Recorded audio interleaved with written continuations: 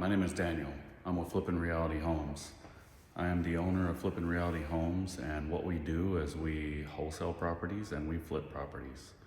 I am standing right now. I happen to have my guys out of here for today.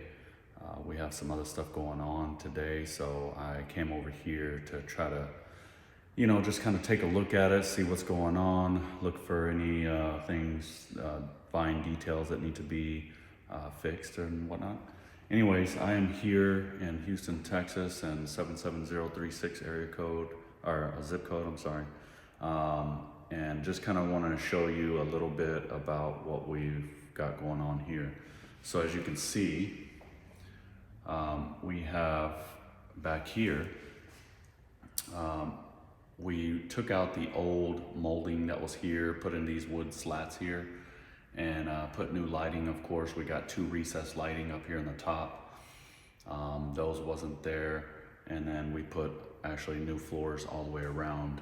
The only thing that we did in the bedrooms is put new fans. Of course, we painted it, put new flooring. Other than that, there used to be a closet right here, and we took that out because as soon as you walk into the front door, you were running straight into that wall. So we took that out, kind of gave it a little bit more open concept. The brick fireplace here, this used to be just a solid brick, and what we did was we did a whitewash on that. We still got to paint the inside of the fireplace. The mantle was already there. These 2 side doors was actually already there.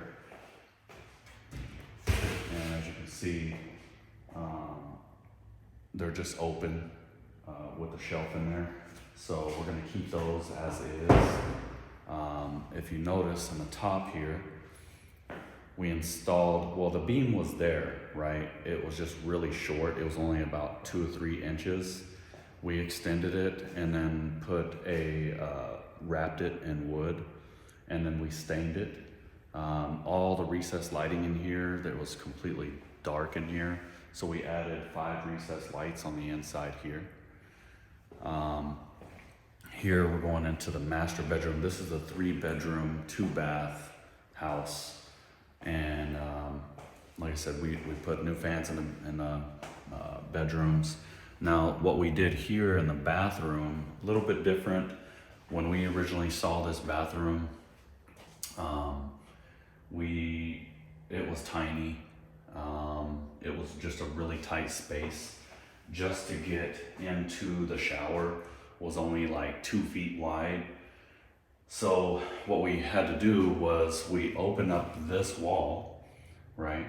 And we pushed it back about 1 foot to give us more space here to get into the shower.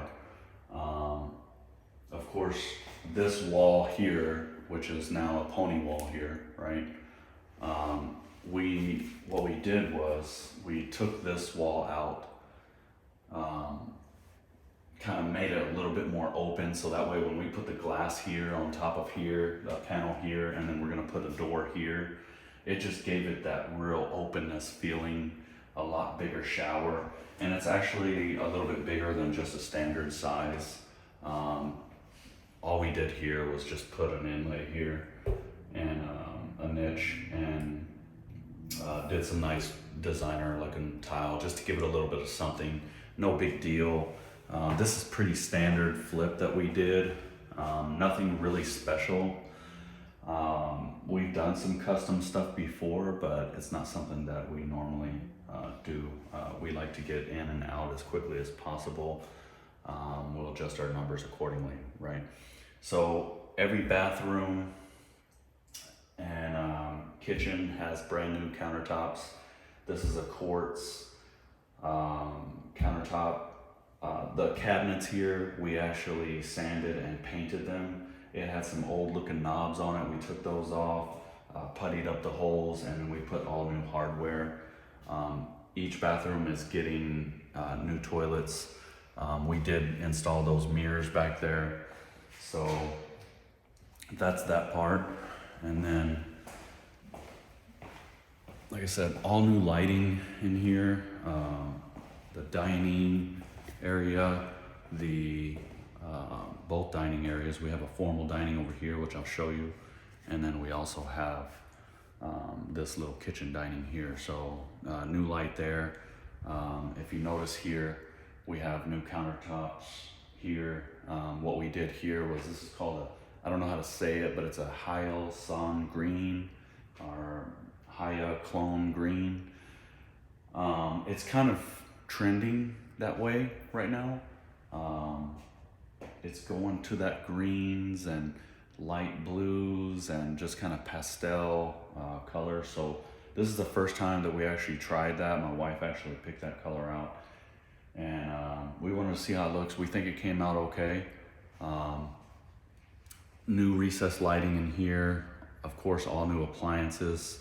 And then what we did here, so there used to be an actual like just a cutout here, and there used to be, of course, like the oven here, right? And it just didn't really make sense for us. We had some other issues when we were tearing stuff out and everything. So what we did was we just put the standard range and microwave here. Added the electrical up there for the microwave. We actually added the GFCIs all over here in the kitchen area. It wasn't updated at all. So what we did with this, again, what we were thinking was, let's just take it out, let's put the cabinet doors back there and so on. And at the end we were like, you know what, let's just give it something, just anything. Like, people like that, wow, oh, it has this or that or whatever. They just like to, it's just an added feature to the house. It's nothing that cost us a ton of money to do. Actually, plywood nowadays are double the price that they used to be. But anyways, we got the plywood, we put it in here. We're not finished with it yet. It's kind of gonna be like a wine. We're actually gonna go, before we take pictures and list the house, we're actually gonna go buy, 10 bottles of wine and stuff them in here and just kind of make it look like that's what it's supposed to be, right? And then we have a shelf down here for any liquor or whatnot. Right here, we might put some glasses down here or whatever.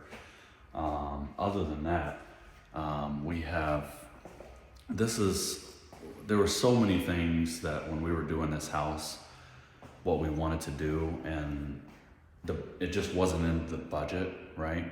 And so of course, for us, if we had the budget in mind, we would have taken this wall out over here into the kitchen, had a big, huge open concept with a 10-inch overhang on the countertop, so you can sit some bar stools there and everything. But it just wasn't in the budget, so we couldn't do it. So we kept this room the way it is. It's kind of like a formal dining area, and yeah. So we kept it the way it was. Everything else, the AC, the roof was good. What we did do in the back, I'm not gonna go outside right now, but what we did do to the backyard, and you can kind of see back there, it's a huge corner lot house. We actually have, I think, about the biggest lot in the neighborhood. It's like 18, almost 19,000 square foot lot. So what we did was we replaced all of the fencing all the way around. This thing was like terrible. I'm surprised the HOA didn't find the guy, the previous owner, because it was falling apart and just falling down. It was all rotted.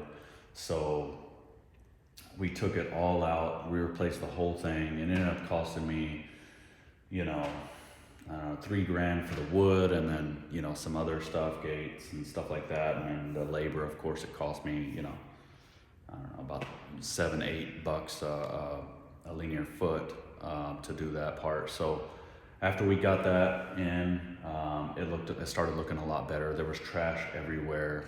This whole living room here was packed with stuff. All the bedrooms were packed with things. The garage was super packed. But once we got all that cleaned up, it started looking a little bit better. Things started, kind of coming together. So we did orange peel on the walls, and the ceilings we kept the same, but we did paint them. But other than that, this is a pretty standard flip. There's nothing really truly special about it. I mean, you can choose different fixtures and lighting and stuff like that, but flipping houses is not really that difficult, right? I mean, there's certain things about flipping a house that is difficult, right? The stresses that's involved with flipping a house, right, is always going to be, one, it's going to be contractors, or they're not showing up on time, or what have you, right? Now this job right here, this particular job, I have some really good contractors. So I've heard stories of houses like this taking 3 months, 4 months, 6 months, whatever. I explain to my contractors, I'm very upfront with them and very transparent. So I tell them straight up, like, hey, we need to get this done in 4 weeks, right? I know it's gonna take 6, right? But I'm pushing, they're pushing. We're not trying to go, do a whole house like this in 3 days or anything like that, right? We don't wanna, mess up anything. But doing a house like this one so far, it's been about 4 weeks. And we're probably gonna need, another week or so. The plumber's coming in tomorrow, and he's usually done in a day and a half. He's got to just do the final for all of the fixtures and whatnot, install a garbage disposal, just minor stuff like that. We got to go back through the house, do the fine little touches of paint and stuff like that, where it was marked up and stuff like that. Nothing really serious, but I give that like a week, but it's really a day or two. But other than that, cleaning is gonna be our next phase after the plumbing fixtures go in, and then after the little touches and touch-ups. And cleaning is gonna take them a whole day to clean this. It's post-construction job, so we normally like to pay kind of good money to have it clean right. And what I mean by that is, it's not just coming in here and mopping the floors and cleaning the countertops off. They literally clean all these windows inside and out. I mean, you got a ton of them in here, right? Inside and out. It's all the things that you want to see. As soon as you walk into the door, you want to see a nice, clean, brand new house, right? I didn't show you the guest bathroom, but so here it's the same thing as the master. Nothing really special.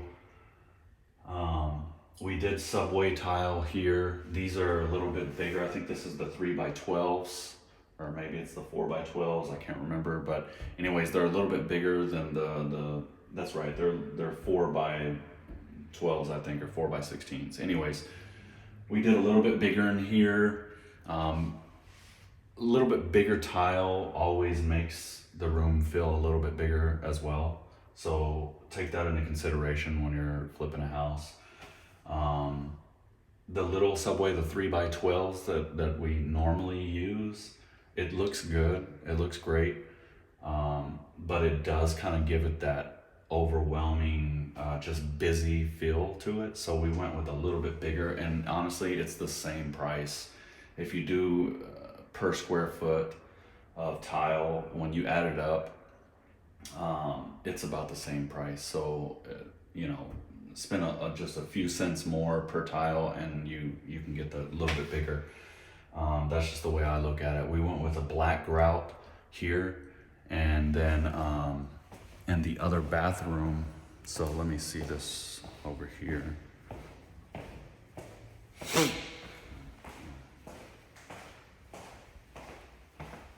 Okay, yeah, so here on the shower floor here,